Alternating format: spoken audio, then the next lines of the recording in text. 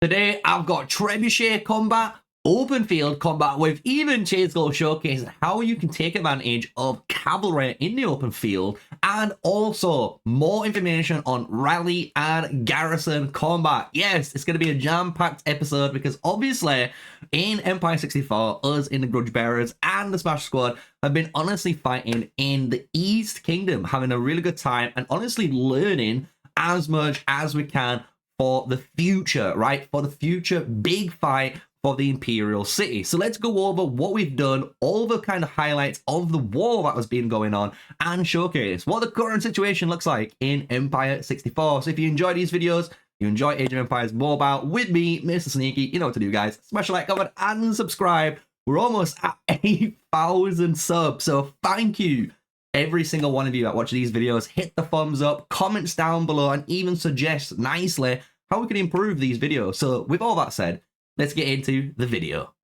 So for context, before we get all into the nitty-gritty stuff, we're going to be watching this battlefield. I thought if I just add this in right at the beginning so you kind of have a little bit of understanding on the map. So we're currently looking at East Kingsland, right? So we're very on the top right corner. If we do a nice little zoom in there, you should see where we are located on the map. And this is going to be the Smash Squad zone. They've pushed forward, taken over the whole East Kingland area, which is fair enough, right? No hate towards them. And we've kind of wanted a little bit of a fight, right? And the fight situation is kind of interesting, because you can see the GRG up at the very top. That's us in the green. Smash Squad 2 is all yellow. And then you got Smash Squad 1 in the pink red. And what's occurring right now is that they're trying to do a transfer of cities. This is going to allow them, once they do a transfer of city, with Smash Squad 1 taking control of it, to actually attack that GRG Alliance flag at the very top corner. So in the current situation, until this actually city gets taken control of,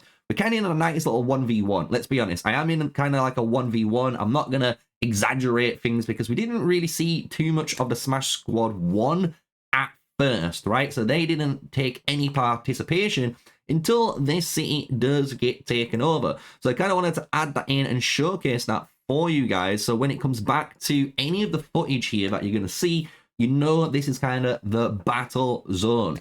So with that explained, let's dive into the combat. So you probably clicked on and you enjoyed the intro for the Trebuchets. So we're going to look at the Trebuchet work, as well as even Chase-Go doing his menacing cavalry and killing reinforcements, and showcasing why you should be doing this, especially in the open field and in a war scenario. So here we are, Chase-Go, the main man. He does turn up, and turns up quite early into the fight, which I really like to see. Obviously, content creators turning up and having fights. And he made his presence quite known. And obviously, I think he was exploring how good this march was. And I'd love to see, obviously, his video later on the reports on it, because he was running the brand new Hannibal March. And he is running T6 currently, right? And I didn't know this at the time. I didn't do any of the Age of Empires mobile tutorial where they say scout your units first before attacking. But I did think, as a T5 player with 4 decent, honestly, strength marchers, but don't have too many troops,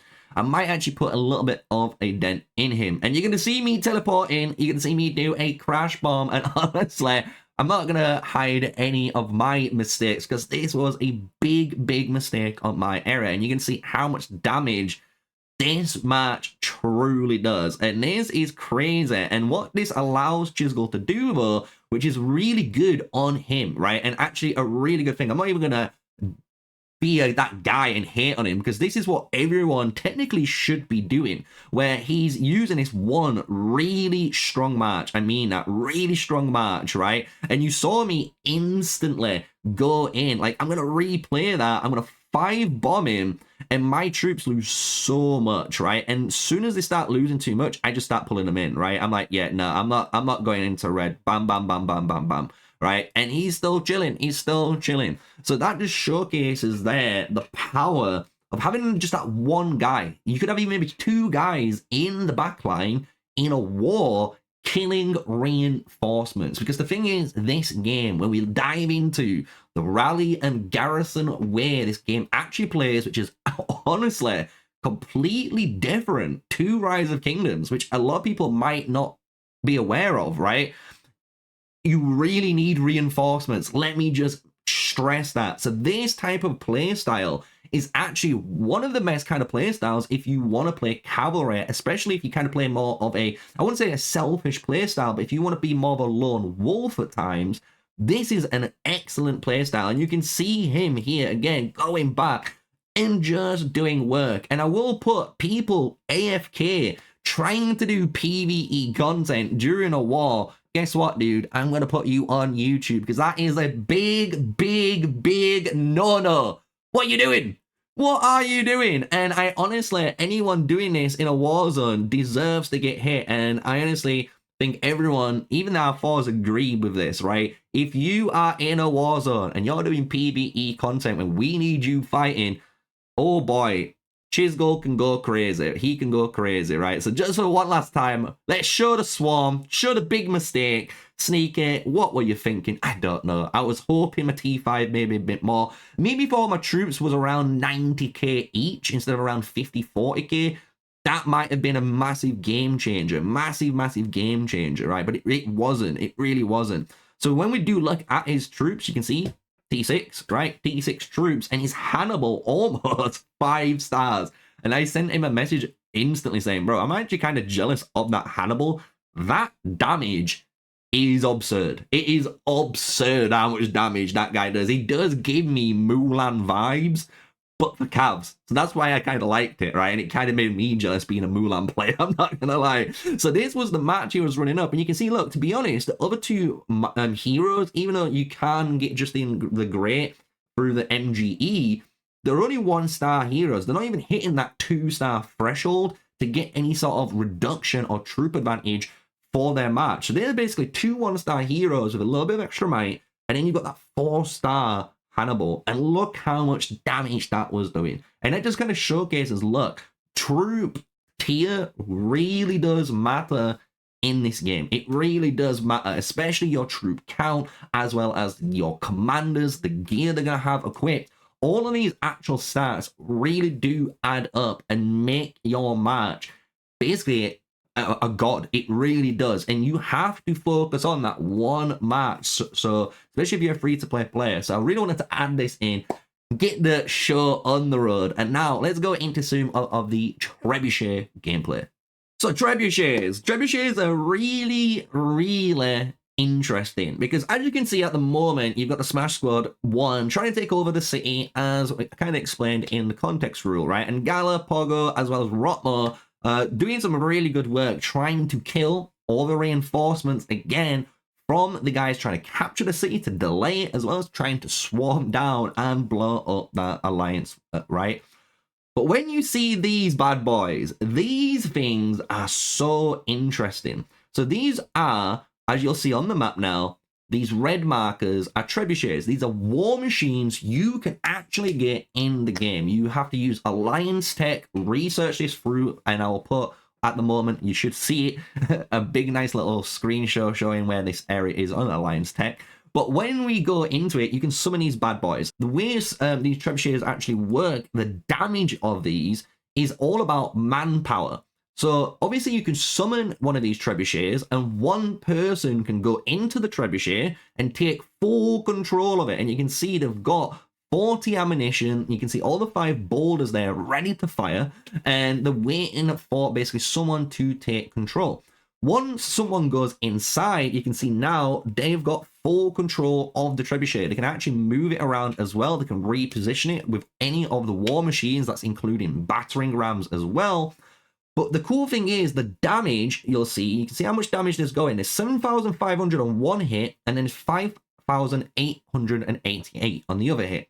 The reason there's 2 different pieces of damage there, and I want to pause it, is because of the troop inside the trebuchet. So the more troops you actually have in these war machines, the more damage you're going to be dealing. This is also true with the higher tier troop. So you can imagine more T5 inside is going to do more damage than all T4.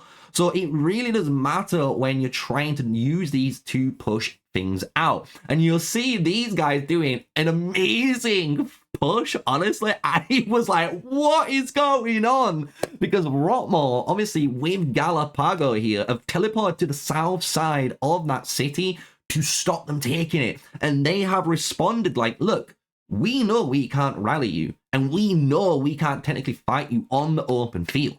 But what we're going to do instead is basically use these trebuchets to teleport you out. We're going to force that wall to be broken and force teleport you away, which I actually find a really cool, interesting mechanic for the game. Because as soon as that wall is dropped, even if he teleports back, he has no wall. He will be forced teleported away again. And the cool thing is you'll see how much stress this is actually putting on the whales. And I love the response we get. Etel coming down as well, supporting Rotmore and doing the God's work. And honestly swarming down the rallies, because you are able to fight these rallies. You'll notice there is a certain amount of troops inside. Again, it says 30,000, but that is not true. When you go in, there's probably maybe 1 or 2 marchers inside. Then you're going to go against your march and you can just swarm these bad boys down. And the quicker you could swarm these down, the quicker they've basically got no troops inside, they become useless, right? They become rentless, right? There's nothing actually using them. And that's what happens. You can see the massive swarm comes in and all 3 trebuchets get absolutely obliterated. We'll kind of replay that and you can see how each of the trebuchets do have, like I say, a ammo bar. So that is like 5 boulders. Each time you keep firing a boulder, you can see the ammunition bar going down, as well as the health bar, right? The white health bar on those trebuchets. If you are targeting them and you're dealing damage, you can see it going straight down. Once that hits 0, they're gone. So even if you're going to use these in the open field, love to see them. I honestly love to see this. It makes combat really dynamic. Honestly, it adds layers on, which people probably haven't thought of, right? There's going to be so much craziness in the future. I cannot wait to see these. I cannot wait to see these. But it gives you that really good dynamic where if you are going to place these, I think Smash Squad have learned as well from probably using them and probably from this video, you want some open field presence, right? You do need some open field there to protect those trebuchets, because if those trebuchets are unprotected, you're going to get swarmed down and they're going to get destroyed. So you need someone there to protect them, to honestly hold that ground. And obviously in a late game scenario, when you've got more players at that T5, T6, T7 threshold, this will be more achievable, right? This is really early game. It's obviously a lot more showcasing the exploitation of how bigger spenders obviously have an advantage in early game, but that's like any mobile game out there. Let's be real, it really is. So with that, that's the trebuchets, and what comes next is kind of disgusting, right? It's kind of disgusting because what you're going to be seeing is some now actual footage on the war, what happened in this war, and what basically made us learn how to rally and garrison correctly, because there is a massive difference in this game compared to every other game we've played. I'm going to be honest, it is so crazy once you figured it out. So let's dive in. So let's kick off things with some very fun excitement, right? And obviously the times will be at the top. So hopefully from this video onwards, it should be in chronological order. If I've made any errors, I do apologize. But I do try to keep it as, you know, transparent as I can, because I'm just an honest guy enjoying content, making content for you.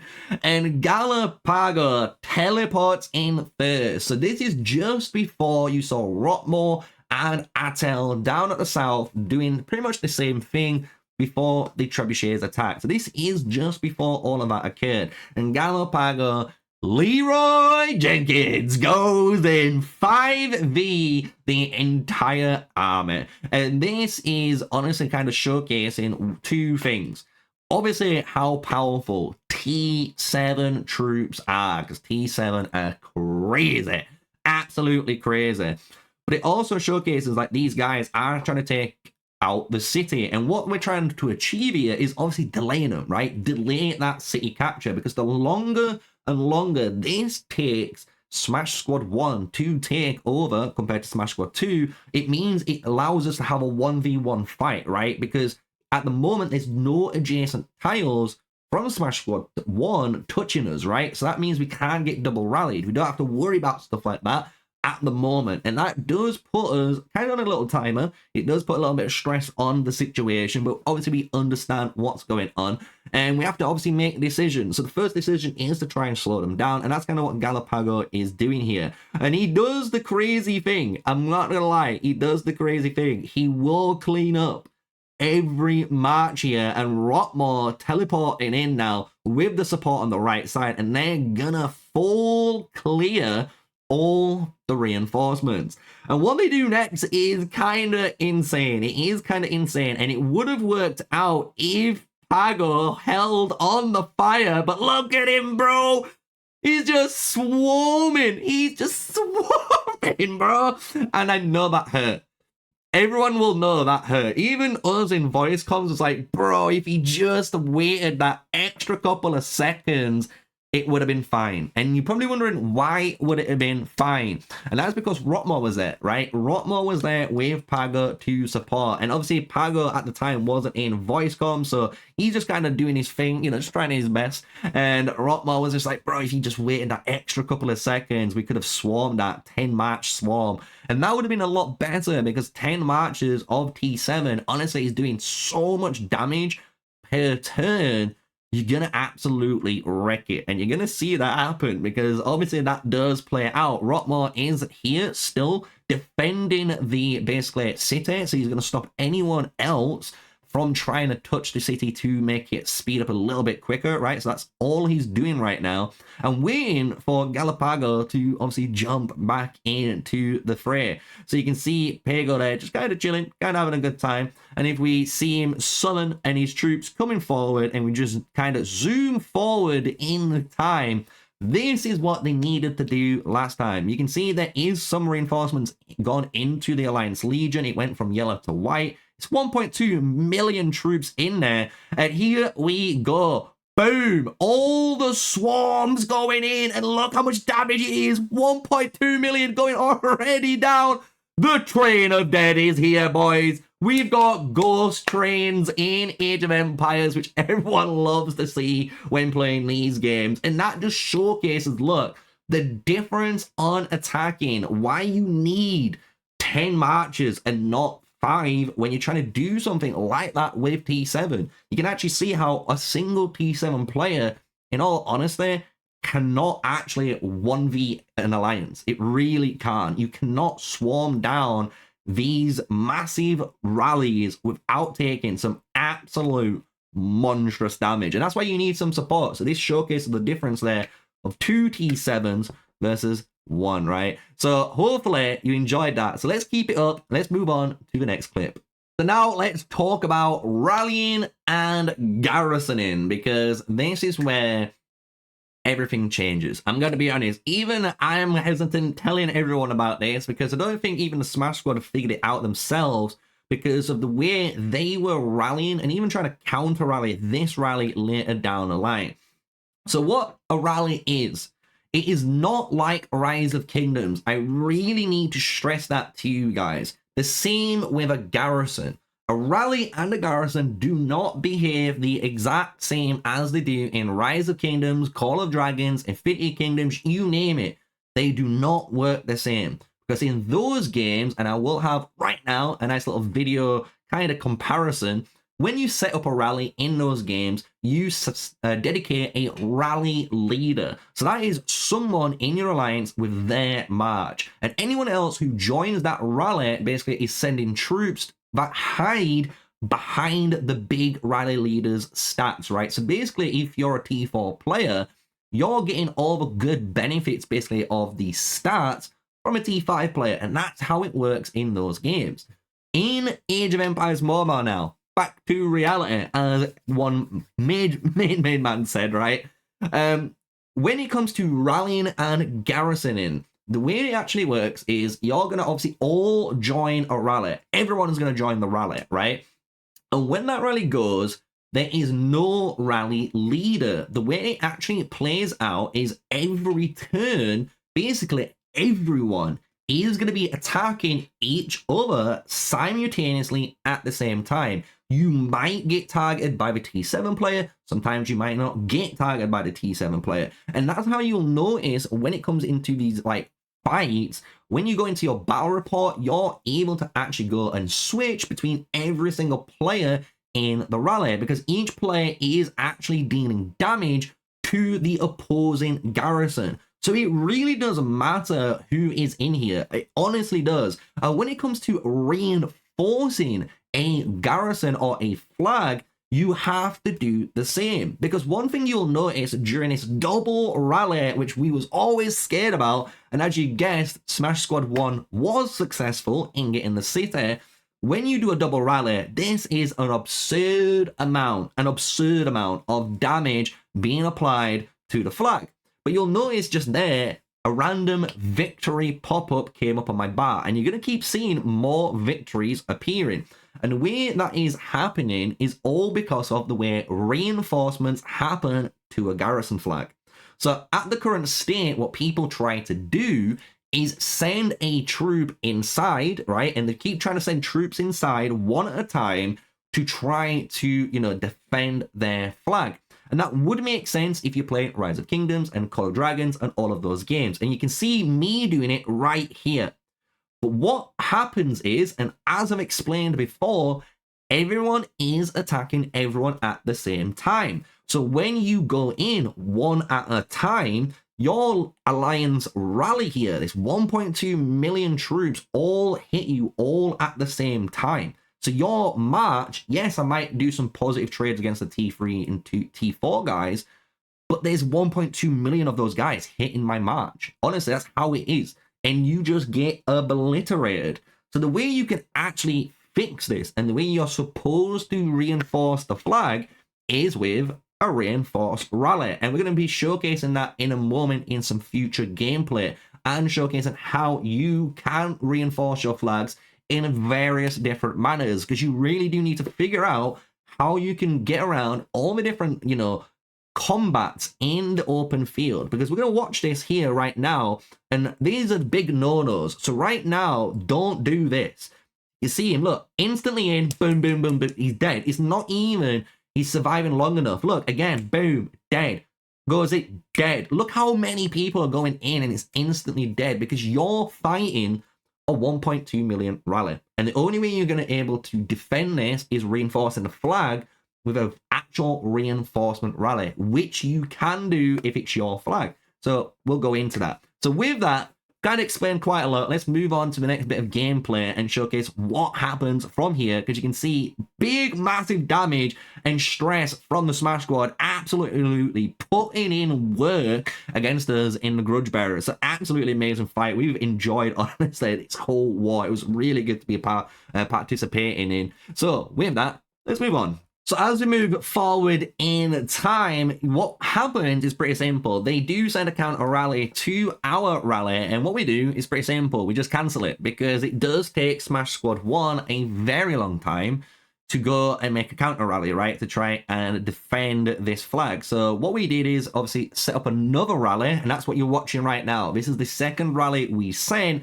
and we're defending, or should I say destroying, this alliance flag. And this is where things get kind of spicy, because what you're going to be able to see is how you're able to reinforce flags in various ways, right? And you're going to learn some different rule sets, because there is different rules for flags. So I need to explain that too. And there's going to be a lot of information. I do apologize. It is just how it is with this game. It's a very actually complicated game when you start to get to the grips of it, right? So we are basically fighting this flag, and I know we've got the durability kind of on show here, but we destroy it and we go to build instantly. Look, boom, a flag's been built, and troops that were fighting in that rally are going to reinforce now this flag. One rule you need to know: you cannot send a reinforcement rally to a building flag. The first thing I'm going to make sure right now is text up on screen, even though there's gameplay going on. You cannot send a reinforcement rally to a building flag. The only time you can send a reinforcement rally is to a flag that's already been built, right? If you're defending that flag. So these two flags you can see right now on our side are both building, and because they're both building, we cannot honestly send a reinforcement rally. So you need to know that that's a major thing when it comes to defending and attacking flags in Age of Empires Mobile, right?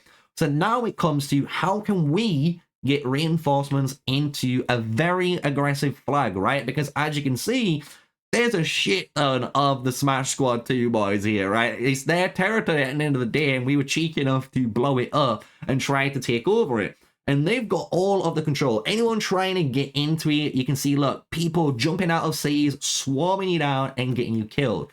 So this is where solutions need to be brought, right? So the first kind of solutions you can bring is quite simple, right? I'm going to put this on in gameplay and call it, you know, the sneaky, right? So the sneaky or hide behind your T7 troops. So right now where Raz is, you can kind of see below where my Mulan walked through is Galapagos troops, right? Those troops, those little ghosty boys that are now moving, basically created a line of protection, right? So that allowed players to go and city hop between all of the different cities to get close and then walk through his troops, because if they're trying to target you, they're more likely going to target the T7, and the T7 player can protect you, right? And that allows you to go through his troops and then go straight in and reinforce the flag like I did with my Mulan, right? So I'm going to showcase that again. You can see my troops there right in the middle of all of his troops. Some guys are at the top. I don't have to worry about it, right? And now it just goes straight through. And I was still lucky not to get attacked by Tuck or Gold King here. But what I did, if you didn't notice it in the gameplay, well, I do target one of the guys, right? So I am walking and I notice, okay, one of my guys were getting hit. So, you know, you might want to target him and then push him off. And then I just walk in, literally. That's all I do. I just do quick little flick, bang, bang, done.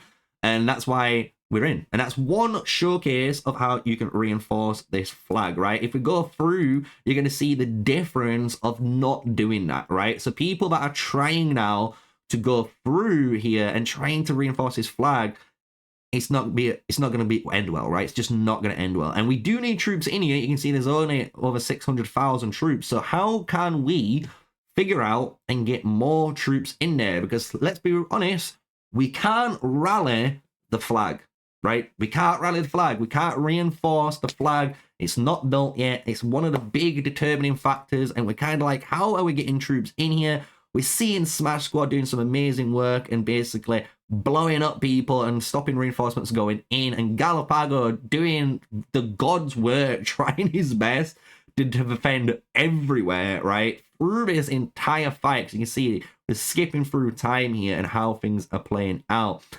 So how can we get troops in there? So a very clever way that we did manage to think of, as you can imagine most players should know, why don't you just rally a building? So the thing is, what you can do is rally enemies' cities still, right? But the goal is to never hit it, right? Galapago, obviously, I don't think knew this, or whoever was in charge didn't disband the rally in time. But what you're able to do is send a rally, right? Because people who are trying to attack this rally are going to get absolutely obliterated if they're not, again, massive T7 players. So what you're able to do now is, as you can see, the health bar of the Alliance Legion is lowering, right? So if we kind of go back, you'll notice we're at 4 HP here, and you'll see it slowly start going down. And no one is attacking the Alliance Legion. All we're doing is use this as a taxi, right? We've called Uber, we've called the Uber taxi, we say, bro, we need to get into our Alliance flag. And Uber've gone, yeah, no worries, bro, I've got you covered. And you just jump into the taxi, get in, and what you're able to do, and you're going to see me do it, is you're able to pull your troops out. So just pull your troops out of those, and then all you do is put them into the flag. If you don't do this, and again, if someone doesn't disband the rally, and obviously you've got a timer on that rally, you don't disband it in time, people will take a bunch of damage. So you do want to make sure if you are a rally leader during this, you could be technically a city really far back in the back end of your team, sending a very long rally to one of these cities. So you do go past, obviously, the disband timer for rallying. And that can get you troops in. Boom. 1.4 million troops in that flag. Love it. Absolutely love it.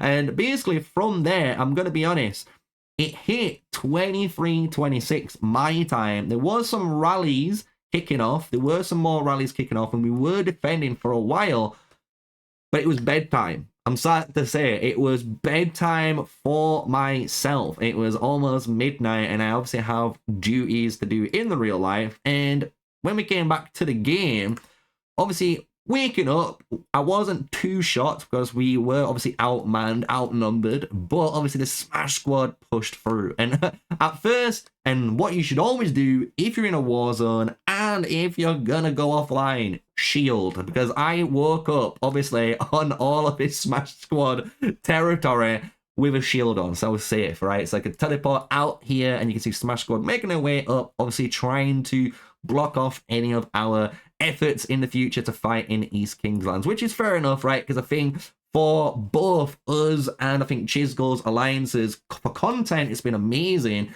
as well as for learning, because at the end of the day, even though we are competing against each other for this competitive $10,000 Path to Imperial event, at the end of it, I do see everyone unifying, right? When there's KVKs coming up, when there's Empire versus Empires coming into this game, and we have to prove that Empire 64 is one of the best empires to be playing in, we need to be working together, right? So it's going to be a pleasure once, obviously, we've all had this nice little bit of war, a little bit of fighting, we've been learning what we can to actually work together at the end of the tunnel, right? So it's going to be an amazing time, and I hope you guys have enjoyed today's video. I've covered a lot of different, again, PvP scenarios that's available in Age of Empires Mobile, which is the Trebuchets, obviously the open field combat, the way rallies truly work compared, and garrisons truly work compared to all the other games.